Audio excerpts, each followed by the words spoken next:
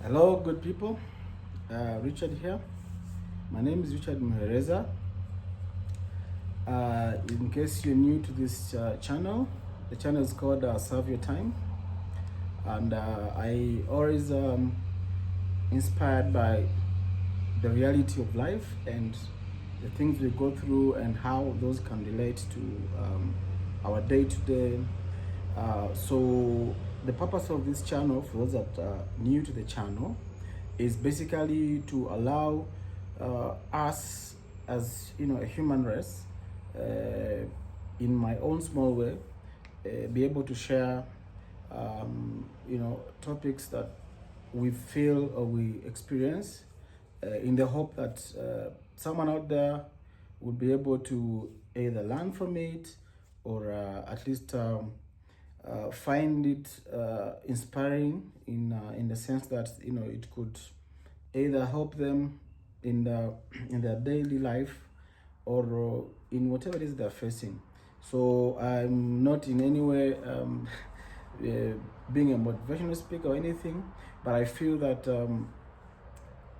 as my name basically says, my name is Muhereza, which basically means the one who serves and gives.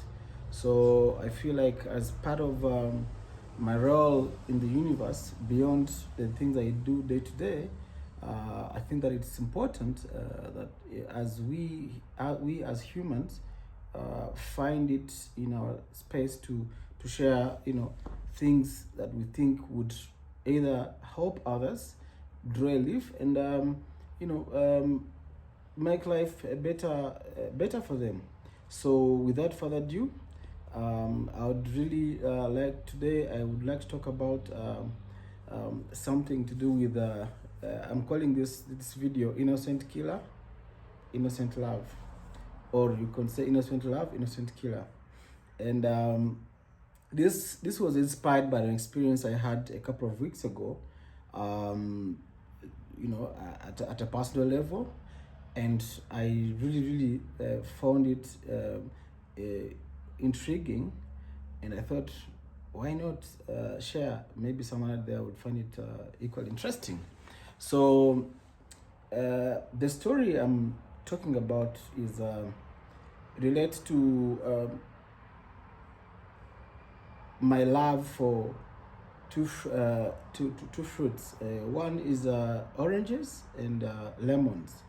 Now, over the past so many years, I had developed a habit of every morning I take, I have a lemon squeezed into a jug or into a flask, with honey sometimes, but with hot water as well, and as at the same time, as and when I put some vinegar, and on top of that, I would always have an orange with me as part of my routine breakfast. Now, initially, the idea was that because over time I learned that I have one of those low metabolism kind of bodies, and I believe that having taking the lemons and taking the oranges would be one thing that actually would help me supplement my metabolism, at least in one way or the other, help me manage my weight. And it worked pretty well for quite some time. And but at the same time, I developed serious acidity. I was having issues with my stomach, and I actually had to seek medical attention. So to me, I wasn't sure whether it was being caused by the food I'm eating or the things that I intake. But I'd never really thought that it could be anything to do with my daily habits. So it was so bad at some point that I would find myself having to seek medical attention every now and then to sort of like try manage my acidity levels. So I think about 2-3 weeks ago, I had gone to one of my routine, medical visits, and I happened to share with the doc, and I was telling the doc, I don't know, because I'm not a big fan of alcohol as it is. I do not take sugar. I do not eat, yeast or bread or chapati, things that actually would be sometimes triggers. I don't take pineapple. So by and large, it was a bit strange that I was actually having serious acidity issues, despite the fact that in my way of life, I don't see a reason why my lifestyle would lead to that. So casually, as I was talking, because I think I'd gone to ask for there's a I think there's a medication called Nexium and Malox that they do help in containing acidity if you have repeated acidity issues. So so the doctor told me, okay, but tell me, tell me more about what you eat. And so casually I mentioned, I take oranges and I take lemons, and and actually I do this on a daily basis. The doctor actually laughed and said, okay, so you've actually been busy increasing your acidity levels, which on a normal body, in a normal person without those kind of triggers would be fantastic.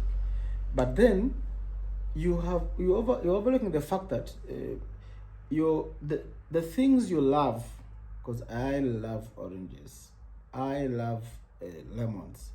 These are the things that actually, these things are major and key contributors to your acidity. So maybe instead of seeking for medication, why don't you try and reduce if you can't stop. I was shocked, for lack of better words, and in fact, immediately I stopped just to try and observe what this would mean for my body. So I stopped, and within less than literally 3 or 2 days or 4 days, I was feeling quite different. I was feeling quite okay, and I did not need to pursue medication. So I actually laughed at myself. I was wondering, how stupid could I have been? How could I not have seen this? Despite the fact that I knew, of course, that somehow, oranges and lemons,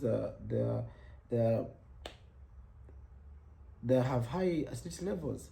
So the point of this story, though, is sometimes the things we love the most, sometimes the things we cherish, we could innocently and out of love and out of sheer taste and preferences, you could be actually doing yourself a disservice, or in fact, you could be hurting yourself, but you're convinced that you actually, in fact, treating yourself, you in fact, rewarding your body. So it made me sort of like think, okay, so innocently, my innocent love and passion and taste for the oranges and lemons uh, has been a key contributor to what would probably eventually end up into a serious problem within my body, which would eventually probably even kill me, you know. But the oranges were giving nothing but love to me. They were giving nothing but serving my desire, my tastes, my appetite, my conviction. So innocently, these two very beautiful fruits were killing me, and innocently, I was in love with these fruits. So sometimes in life, you find yourself that the things that we do innocently out of love would actually be a major factor in causing us the problems that we live with. Again, it could be anything, you know. It could be a fruit. It could be maybe your daily habits. It could be what you share with people. It could be how you go about your routine. It could be the kind of exercise that you do. It could be anything, literally, in life. So I just felt like sometimes we need to, if we can, not look far, because some of the things that are actually contributing, some of the things that are actually causing majority of our problems are things that are in fact within. But you find that naturally, as all humans, we tend to look for solutions from without, you know. Maybe we tend to blame others for our problems. We tend to imagine. We tend to overthink. We tend to go to the extremes of trying to solve a problem, and yet the solution lies within. So is the cause. So, but again, I mean, as humans, we're not wired to probably just see things that way. At least for me, we tend to naturally seek to have or find solutions from without. We tend to blame everyone but ourselves. We tend to blame everything but nothing that has to do with our own making. So it is important, drawing from this experience, that maybe sometimes before you make that decision, before you make that reaction, before you even imagine of attacking or of blaming in and about yourself, just pause a little bit, you know. Just think from within, if you really can, because certainly you will find a solution, and it will be probably the easiest of solutions. Now you can imagine, in my case, I've spent a lot of time going to seek medical attention.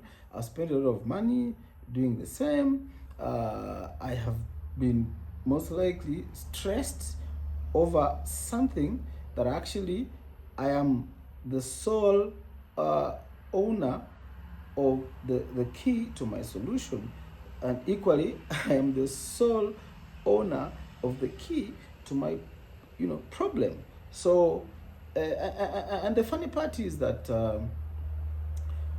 you may not see it